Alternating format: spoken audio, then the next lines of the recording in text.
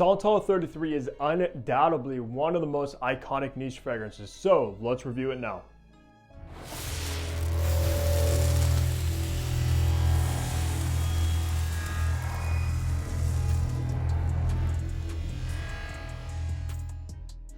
Hey, what's going on? Hunter here and welcome back to my channel where I upload weekly fragrance content, so of course you know the drill. Hit the subscribe button down below if you also love fragrances, and be sure to follow me over on my Instagram page. But today we are reviewing an icon in the fragrance realm, which is of course Labo's Santal 33. Now, if you've been a follower of my channel for like the last couple of years or so, anytime this fragrance gets mentioned, I always sort of gave a bad opinion about it and kind of hated it, to be honest with you, and that might have not been justified, and we'll talk about why that is a little bit later. I would actually probably say this is just as iconic as something like Creed Aventus and even Maison Francis Kurkdjian's Baccarat Rouge 540. A lot of people know and wear this one.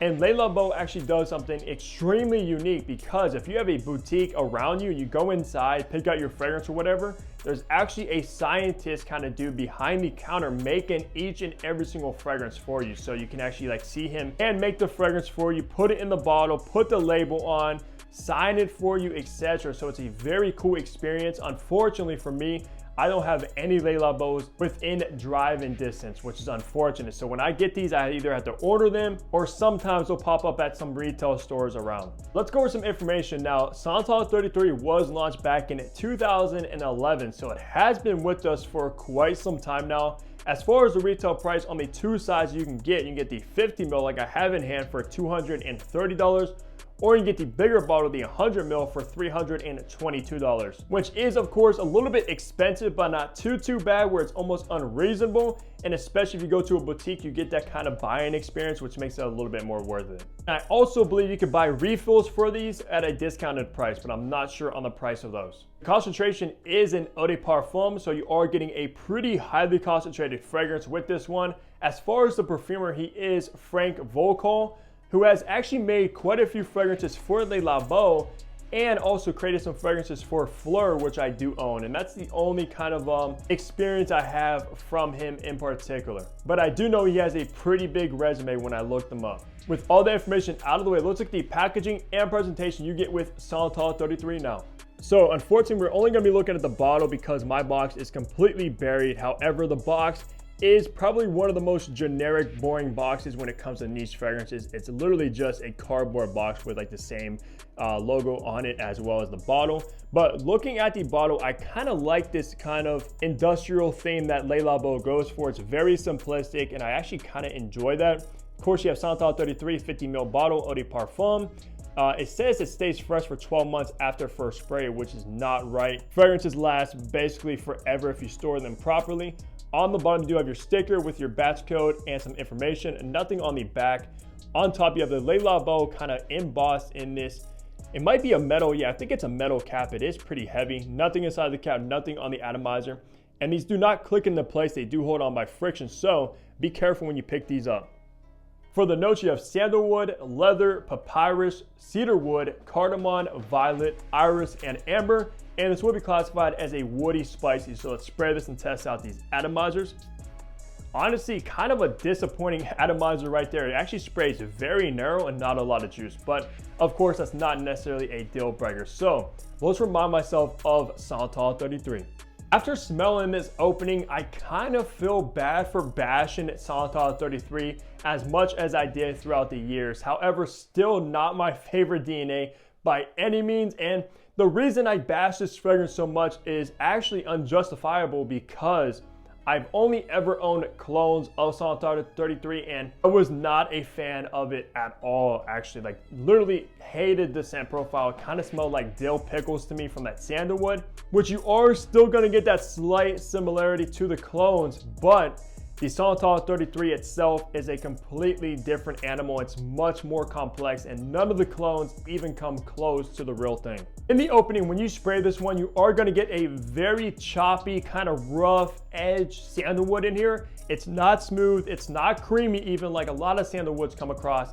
It almost has this kind of sawdusty vibe about it, which isn't necessarily a bad thing, but I kind of noticed that being a trend with Le Labos from the ones I've tried. they aren't really that smooth. They have a lot of rough edges to them. And that's obviously the same case with Santal 33, but I'm kind of digging the choppy, sawdusty opening with this. Now, the sandalwood isn't the only note you're gonna get. You're also gonna get this kind of green, dry papyrus note, which actually works pretty good alongside that sandalwood.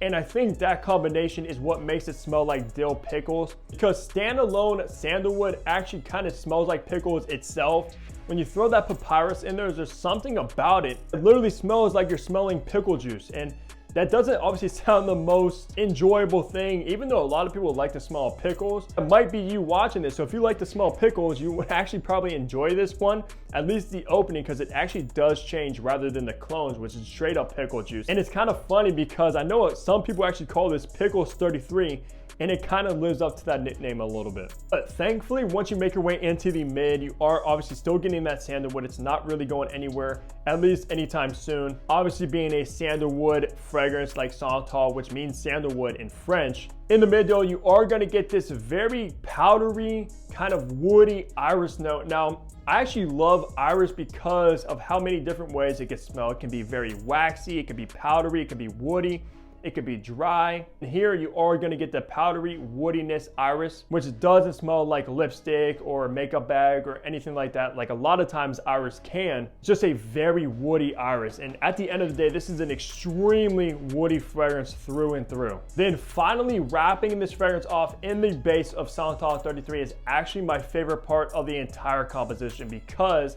this very dusty leather note comes through very, very strong, and it kind of actually smells like old leather bound books in a library, which I absolutely love the vibe this gives off. Just imagine walking into like an old school library from hundreds and hundreds of years ago. You walk in there, they have a ton of leather bound books. You have that maybe like cedarwood tables, because you also have a very dominant cedarwood note in the base along with the leather. And it just smells like that environment when you walk in, with all the aromas in the air from that old school library. And the base by itself is what made me change my mind about Santal 33 and actually appreciate this fragrance a lot more than I once did. Trust me, this is the kind of fragrance you don't want to cheap out on and get a cologne of, because it just does not capture the kind of complexity of the real deal. And I've had 3 clones of Santal 33 and I couldn't stand none of them. You don't get that kind of leathery library vibe with any of the clones that you get with this. And that's literally a rare instance, because a lot of clones nail the fragrances they are cloning. This one though